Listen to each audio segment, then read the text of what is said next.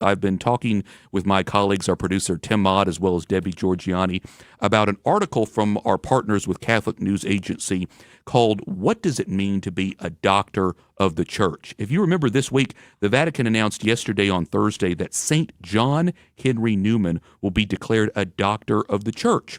So we've been asking ourselves, what does that mean also to be a doctor of the Church? We've heard that term before. We know that there are lots of saints that are officially declared doctor of the Church, but we want to talk more about that. So here on Morning Joy, I'm bringing in our producer, Tim Motte, to talk more about that. Tim, good to have you here with us this morning. Hey, good to be here. How you doing? I'm good. I'm good. Yeah, this is a really interesting topic, and I appreciate you and Debbie kind of pointing it out, and we kind of talking about it a little bit before we got started with this program this morning, because, again, it had made headlines in the Catholic world about St. John Henry Newman being to be declared a doctor of the Church officially.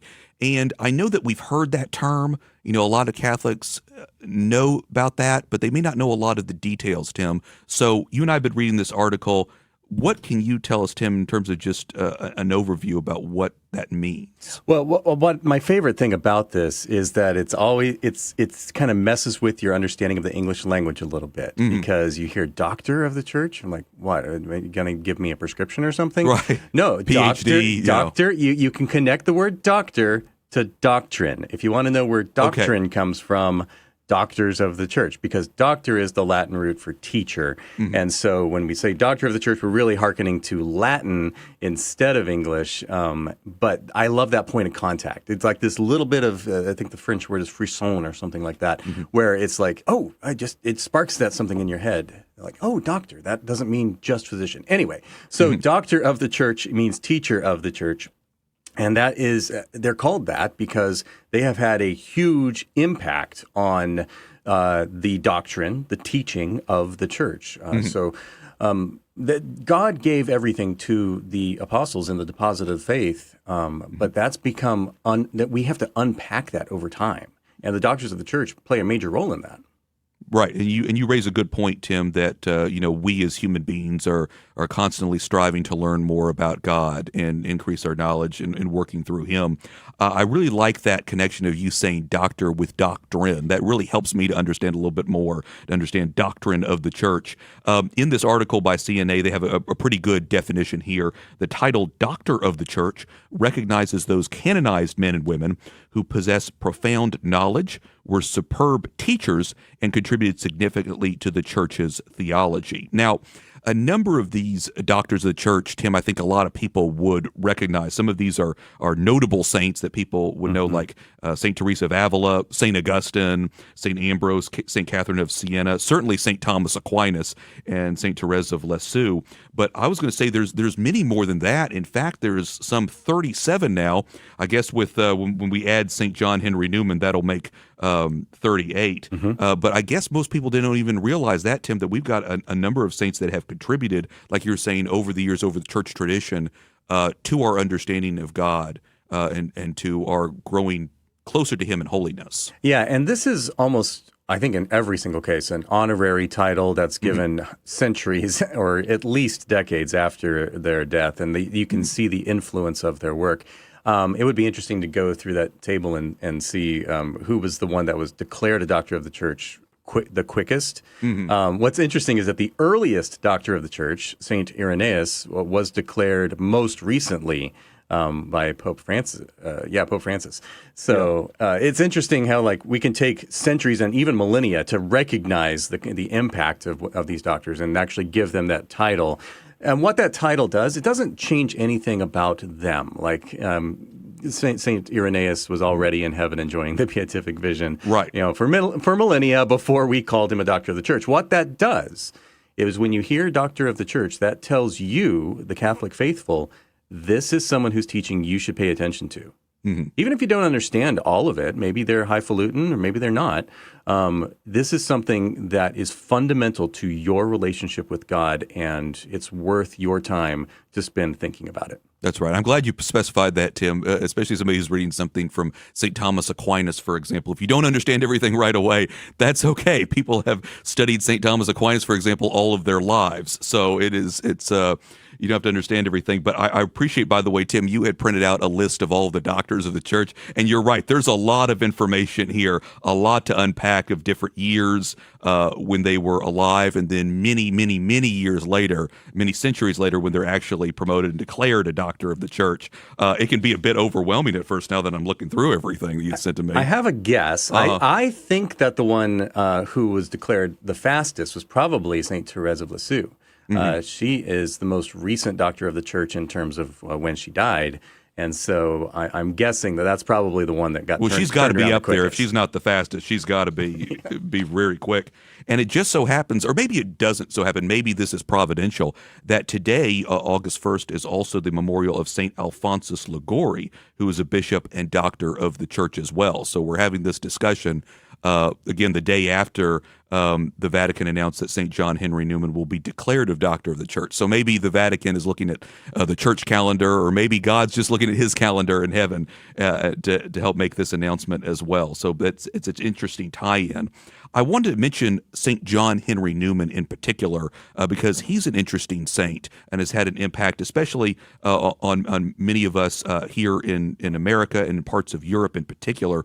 What's noteworthy about St. John Henry Newman is that he was a convert. He had converted. He was a former Anglican priest who converted to Catholicism, and he is really well respected by a lot of Catholics, especially a group who are part of the Ordinariate of the Chair of St. Peter, which is a group that a mechanism that came into existence by Pope Benedict XVI when he created a mechanism by which Anglicans can come into the Catholic faith as well.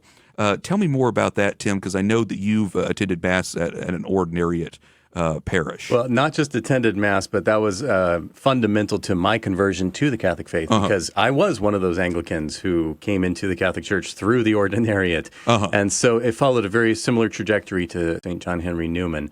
A couple interesting things about him. He was actually declared a saint. He was canonized very recently by Pope Francis. So he was Blessed John Henry Newman before that. That's how I knew him. And then in 2019, I believe, is when Pope Francis canonized St. John Henry Newman. Well, another thing to note about his life, he was an academic, one of those highfalutin guys who, one of his most influential works is The Idea of a University. So he's a really, really deep thinker. But he was also a very prominent politician and public figure. You might think of like Archbishop Fulton Sheen type in England in the 19th century. Everyone knew John Henry Newman. He was like a big deal in the Anglican Church, which was connected to the government of England, of course, as a state church. But so when he converted and became Catholic, it was a huge scandal. It was like knocking, I don't know. It's like Michael Jordan leaving the Bulls and joining, the Utah Jazz or something. I mean, or the Washington Wizards, right? Or the Washington Wizards, right. Right, something like that. And everyone's like, John Henry Newman, we lost a big one to the Catholics of all people. Okay, but what that started was what's called the Oxford movement, or he may have been part of the Oxford movement. But the Oxford movement was this move of Anglicans who recognized the truth in the Catholic Church. And we're seeing the ways that the Anglican Church was derived from the Catholic Church, and the ways that it related to the Catholic Church, and this pull towards truth, towards the real fullness of the faith, towards where Jesus really is present in the Eucharist. And so that Oxford movement of those Anglicans who were pulled towards it, that continued into other places like Fort Worth, Texas, where the personal ordinariate of the Chair of St. Peter really kind of had its germ. There are 3 ordinariates right now that Benedict put into place. Ordinariate of Our Lady of Walsingham in England, one ordinariate of Chair of St. Peter in the United States and Canada, and the ordinariate of the Southern Cross I forget the name of the third one in Australia. But they all just kind of came to petition the Vatican at the same time and said, we want to be Catholic, but we need to bring these gifts that we have from the Anglican tradition into the Catholic Church. How can we do that?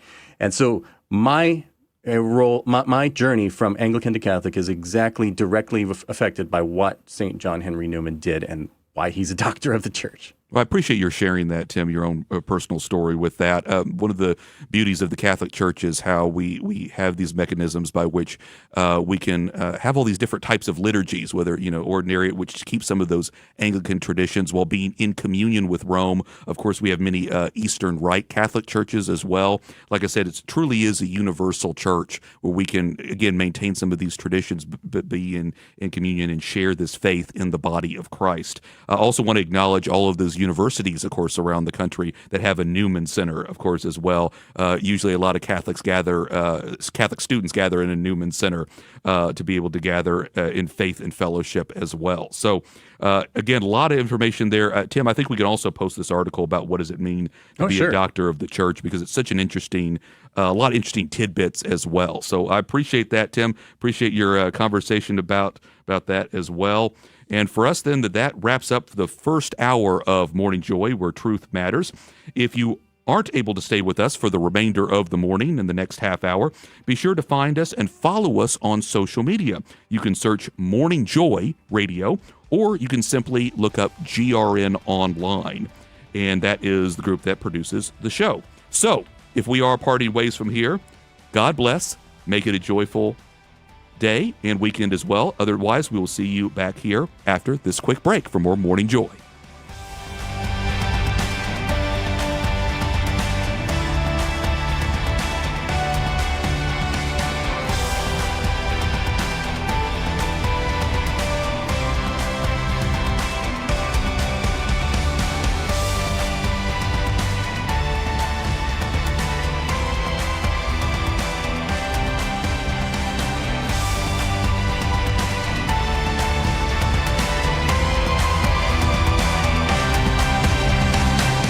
This has been Morning Joy, where truth matters, hosted by Keith Downey. Take some joy with you today. Visit grnonline.com/joy to listen again, share a segment, or answer the question of the day.